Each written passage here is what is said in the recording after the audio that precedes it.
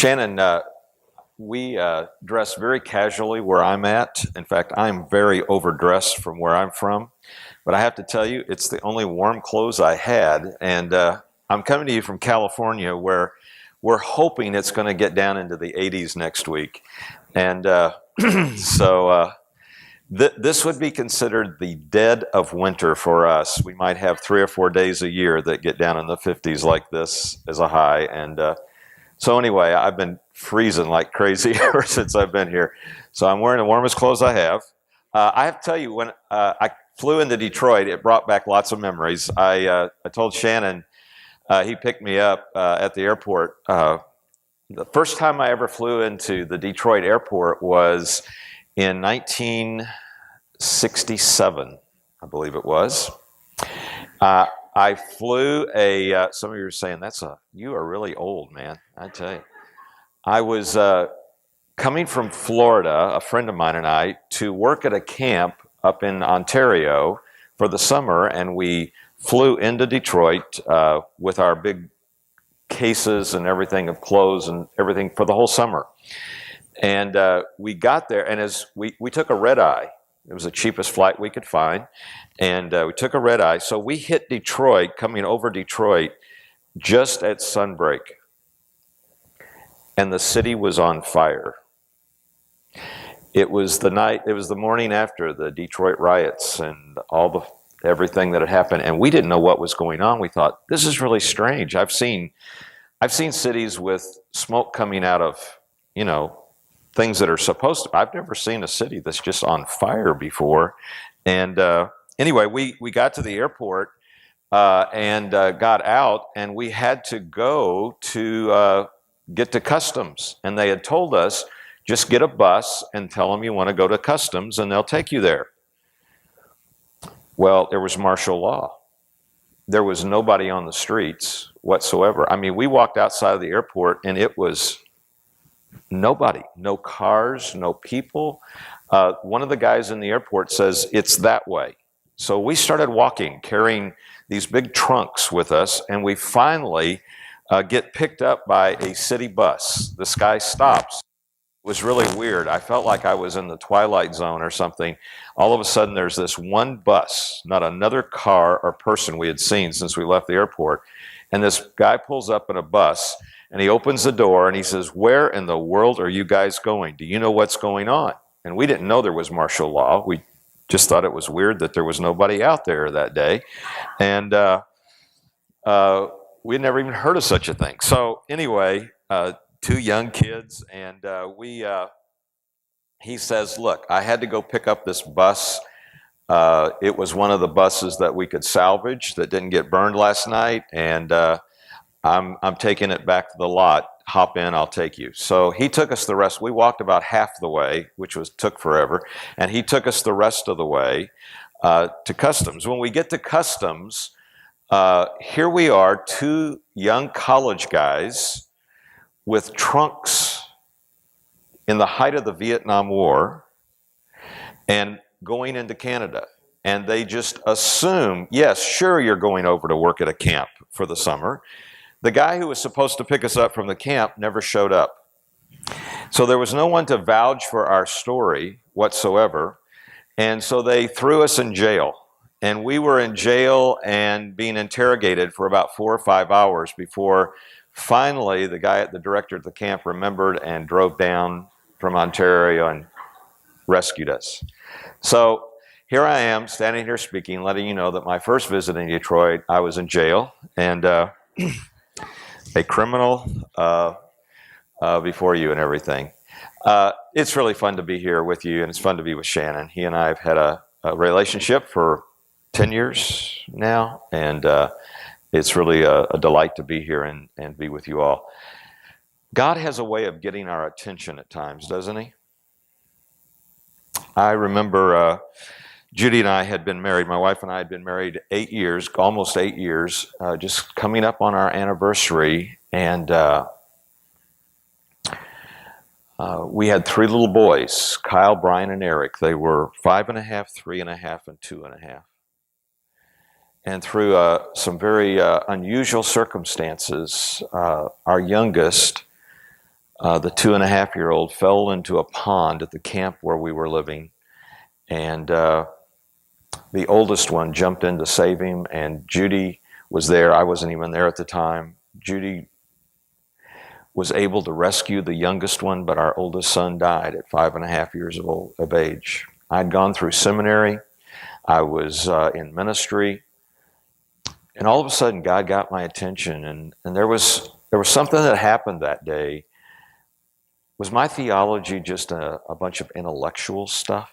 Was it just a bunch of theory? Did I really believe it? Was I willing to stake my life on what I said I believed? Is heaven real? Because all of a sudden, I had a vested interest, a very personal vested interest in the reality that would I see my son Kyle again or not? Was he annihilated or was he alive and only waiting to be rejoined with his body and with us someday? Whatever I believed, I had a very real vested interest in it. And all of a sudden, God got my attention. He says, Rick, this isn't a bunch of head stuff. Do you believe it or not? And from that point in time, a lot of things began to change in my life.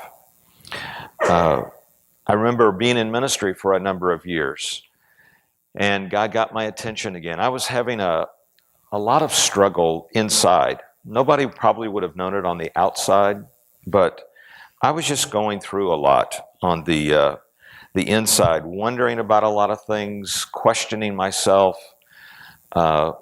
what's really important, what's really valuable. And I'd really gotten caught up with a lot of, in ministry, I was pastoring a church, and I'd really got caught up in a lot of administrative stuff and everything else and how to run a church and all of that. And I was just struggling inside. And I took a 10-hour trip from Eugene, Oregon down to Oakland, California to go to a conference down there. And I wanted to go all by myself, so I did. Just to be alone and to think and ponder some of these issues I was wrestling with. And my daughter had given me some CDs to listen to, and I remember popping one of those CDs in, and it happened to be Keith Green. Keith Green is no longer with us, but Keith Green was a Christian songwriter who wrote very poignant, penetrating kind of songs. He really dealt with the heart, and he made you think about things and deal with things you often didn't deal with. And I remember the 6th song on that CD coming on, and I'm probably 4 hours into the trip. And these words began to be sung in my car. My eyes are dry, my faith is old. My heart is hard, and my prayers are cold. Oh God, what can be done for an old heart like mine? I remember pushing repeat. My eyes are dry, my faith is old, my heart is hard, and my prayers are cold. Oh God, what can be done for an old heart like mine? I pushed repeat, and pushed it, and pushed it, and pushed it. And before long, it was no longer Keith Green's song. It was me singing, my eyes are dry. My faith is old. My heart is hard. My prayers are cold. Oh God, what can be done for an old heart like mine? And God was getting my attention. He was using a song written by somebody I had never met to get my attention. I literally had to pull off of the highway. I was crying so hard as I was singing the words of that song and expressing for the first time in words that made sense to me how I was really feeling before God. And I was desperate, and I was crying out to Him. God has a way of getting our attention. What I want us to do today is look at a passage of Scripture where Jesus is speaking to a Jewish audience, mainly to His disciples, but in the hearing of a Jewish audience, His homeland. He's speaking to them, and He gets their attention. And He has a way of doing that in these verses that is powerful. So I'd like you, if you have a Bible, you might turn to Matthew chapter 5. We'll have some of the verses up on the screen, but this is known as the Sermon on the Mount, starting in Matthew chapter 5, going through chapter 7. You see bits and pieces of it in other Gospels. This was not a sermon of Jesus. I've said over and over again, this is probably the sermon of Jesus. This was his message, and this is something he said over and over again as he would go from village to village and town to town and have different audiences. He would say a lot of these things over and over again. And Matthew is not recording a chronological account of Jesus' life. It's a thematic account of his life, given especially to the Jewish audience, saying, this man Jesus is the promised Messiah we've been looking for. Let me show you that. And so he gives his credentials, he gives his message, he authenticates his message with the things that he did in his life, and we could go through the whole book, but he's giving that account. And this is Matthew giving us what was the message of Jesus? What was he communicating as the promised Messiah? Think about the audience he's speaking to. For centuries now, they have been building a religious system around rules, keeping the rules, doing these things. And if I do these things and do them well enough and I don't mess up, I get to be with God someday. And when they couldn't keep the laws realistically anymore, they would modify the laws so they could keep the laws. They just kept on adding to and modifying and contemporizing the laws so that they could be livable, so that they could go to heaven someday by keeping all of those laws. And Jesus starts off this message this way. In Matthew chapter 5, it says, when Jesus saw the crowds, he went up on the mountain and he sat down. His disciples came to him. He opened his mouth and began to teach them, saying, who's he teaching? The disciples. But in the hearing of the audience. How do we know that? Because when we get to the end of the sermon, it's the audience we hear responding to what Jesus is saying. So they hear what's going on. Even though he went up on the side of the hill, I've been there. It's interesting. It's not that high. It's not some kind of a mountaintop that he went up on. But you go up there and it's just a natural amphitheater where they would have heard below what was going on. And they respond later on. And Jesus says this, blessed are the poor in spirit, for theirs is the kingdom of heaven. I guarantee you they never heard that before. That was not part of their system. That was not part. Blessed are the poor in spirit. Blessed are the poor in spirit. The word poor is interesting. It's probably one of the things that would probably communicate to us best would be the word bankrupt, who are bankrupt in their own spirit. That's an interesting thing. Blessed are the ones who are bankrupt in their own spirit, who have nothing spiritually to give, who are bankrupt. Blessed are those who are bankrupt in their spirit, who are empty in their spirit. That's where he starts his message. He goes on in the next verse, blessed are those who mourn, for they shall be comforted. The idea of mourning is not just grieving over a lost one. Some of you in this room have experienced that, grieving over a lost one, but you can grieve or mourn over other things as well.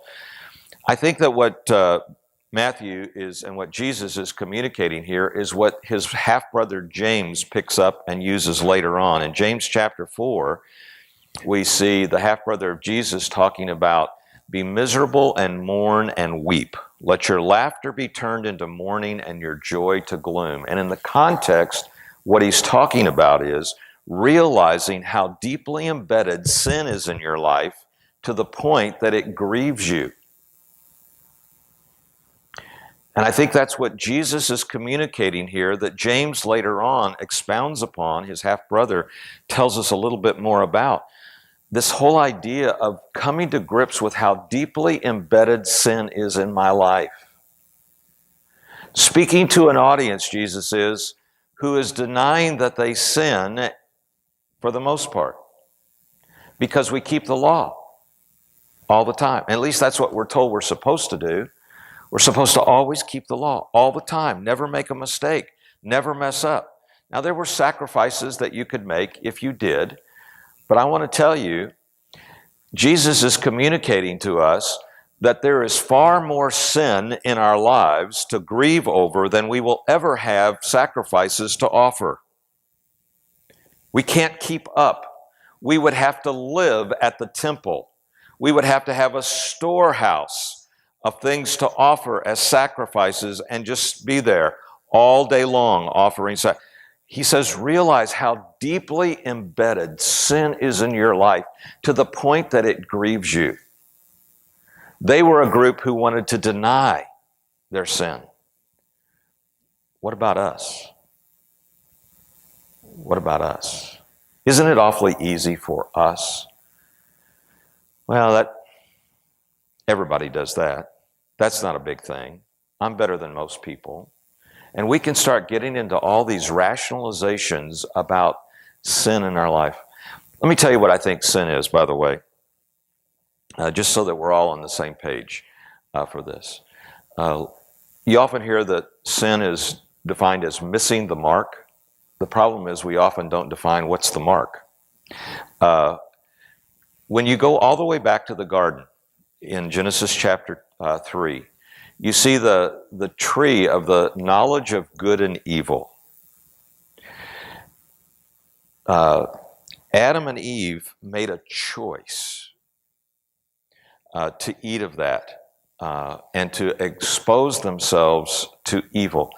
Good is anything that is God or just like God designed things to be in His perfect design and order.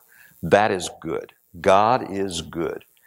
Evil is anything that is different from that, even a slight variation from that, just a little bit different from that.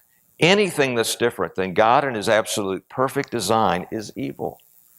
Sin is choosing evil instead of choosing God. We are people who choose to live life differently than God and His perfect design.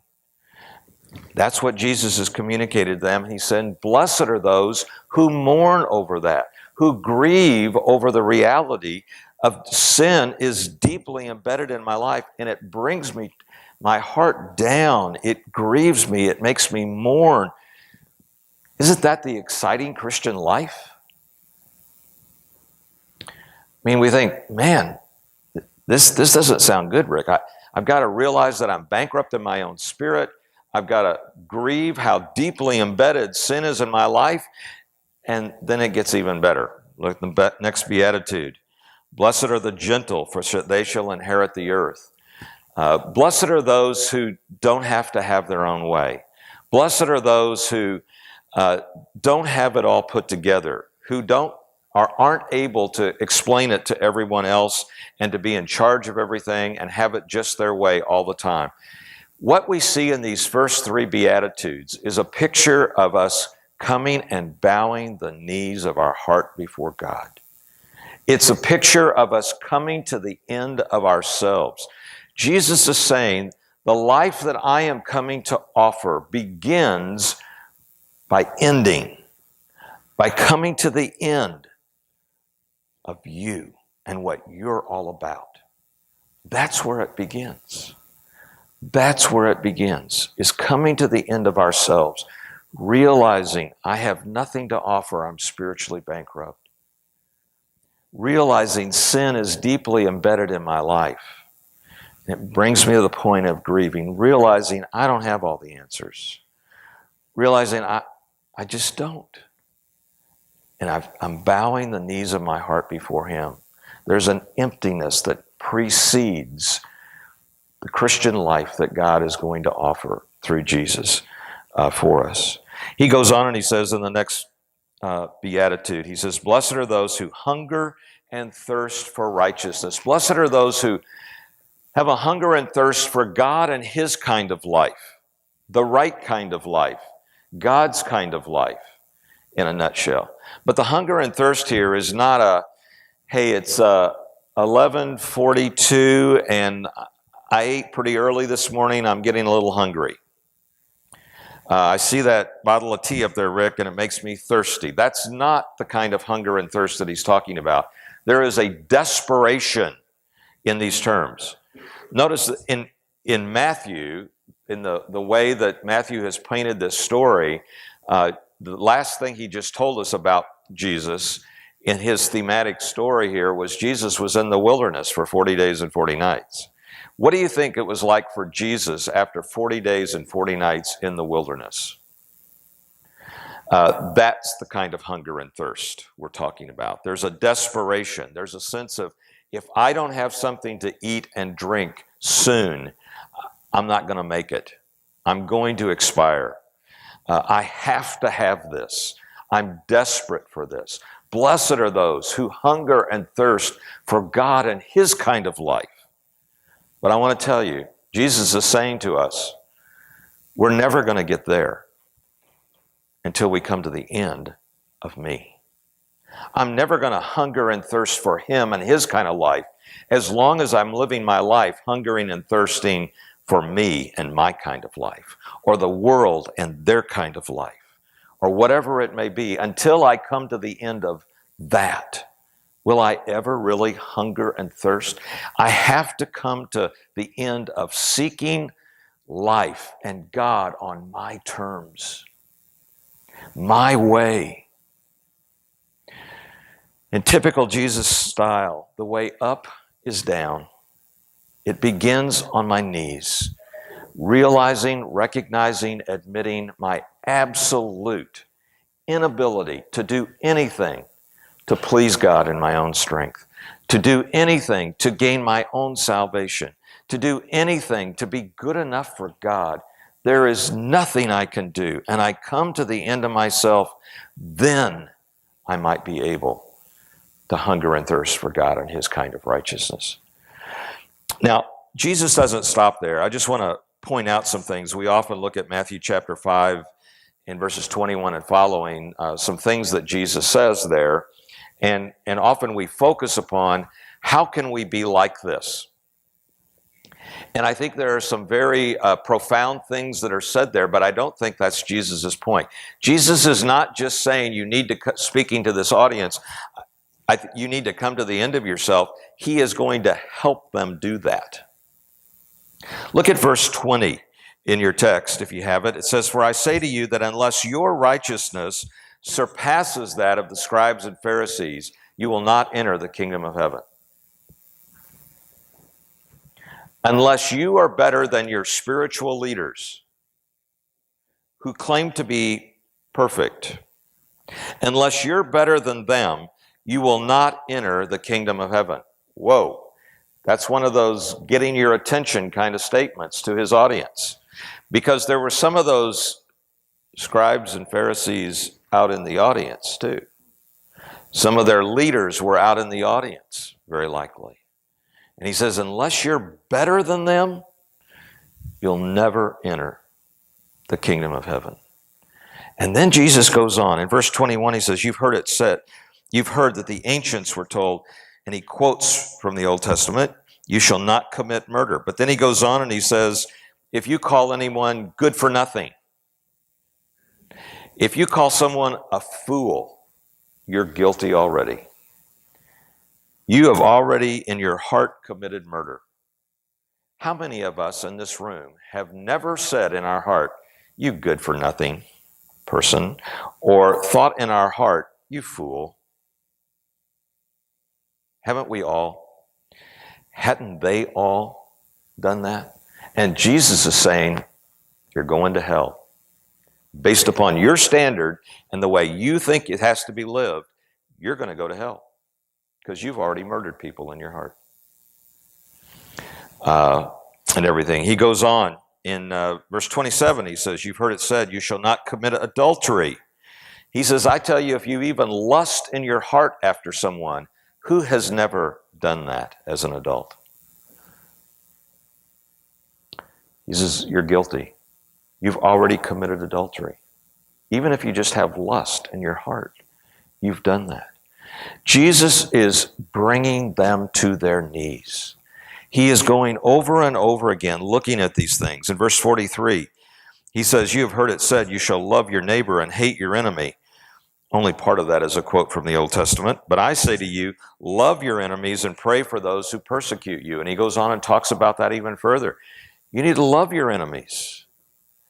That was outrageous to them. That was unbelievable to them.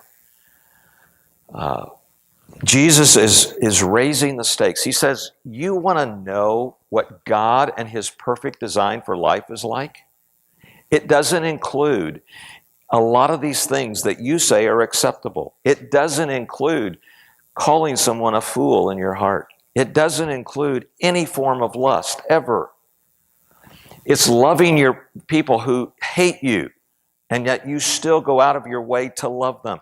That is what God and his kind of life is like. Do you measure up? Unless there is any question on their part, Jesus, in verse 48, he concludes this whole section. In verse 20, he had said, unless your righteousness exceeds that of the scribes and the Pharisees, you're not going to go to heaven. The other bookend is in verse 48.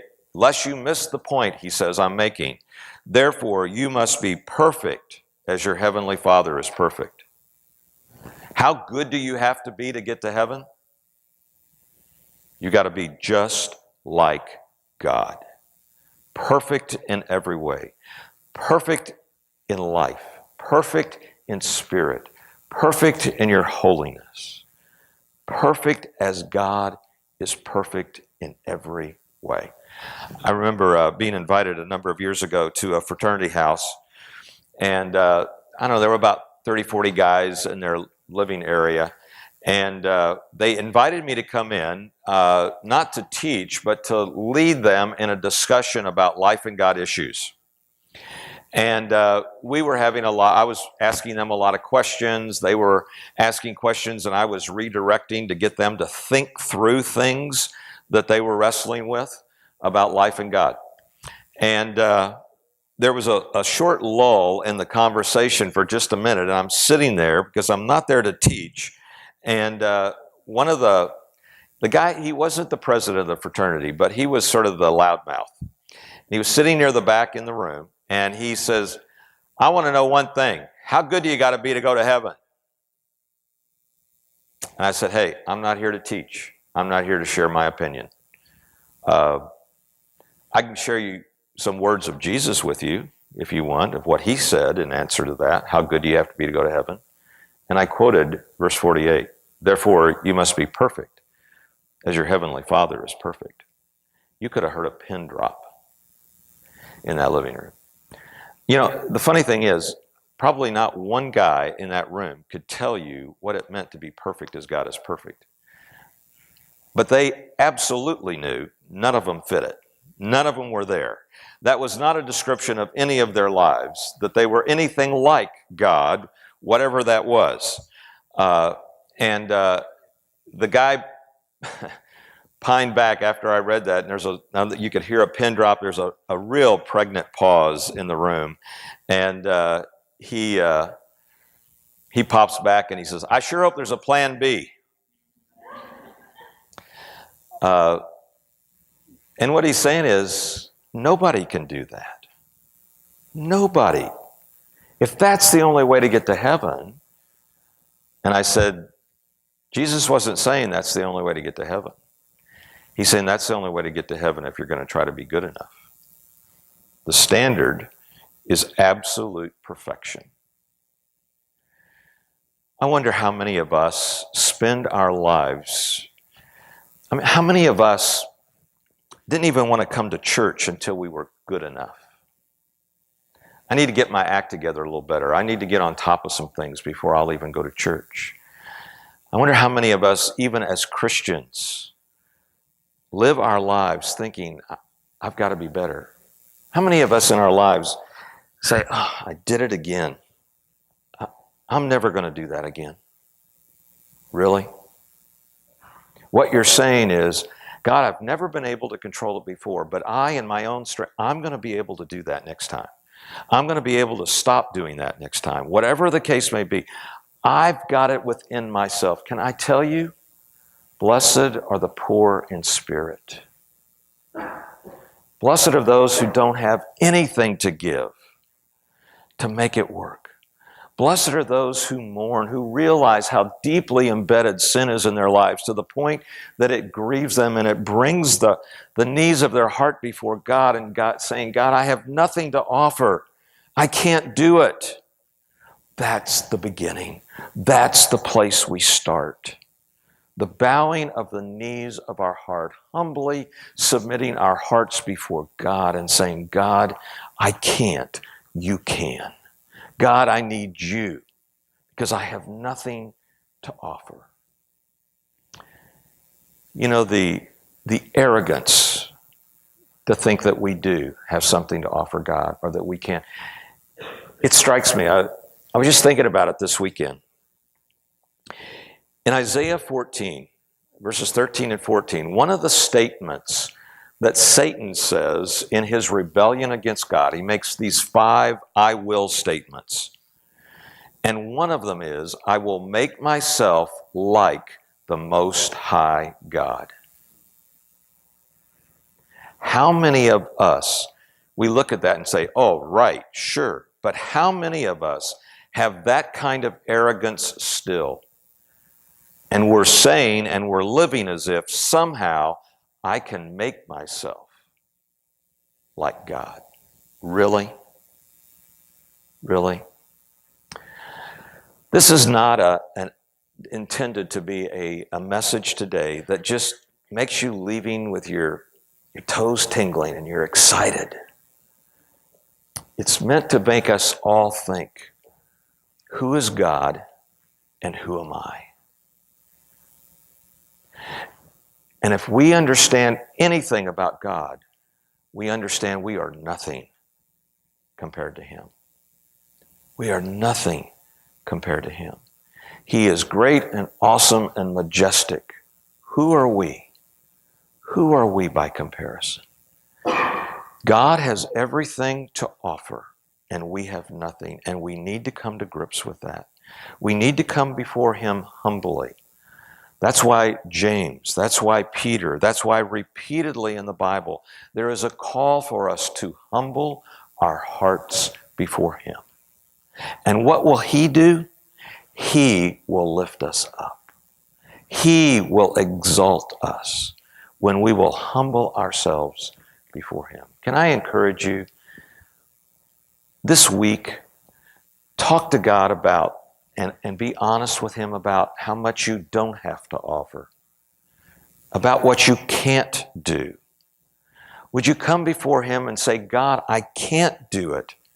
I can't make it happen. I can't change that area of my life. God, I need you. I desperately need you. I really do. And when we do that, God hears and responds to those kinds of prayers. He will lift us up. Humble yourselves in the presence of the Lord, James says, and He will exalt you. He will lift you. He'll grab you by the shoulders and lift you up. He will do that. Let's pray.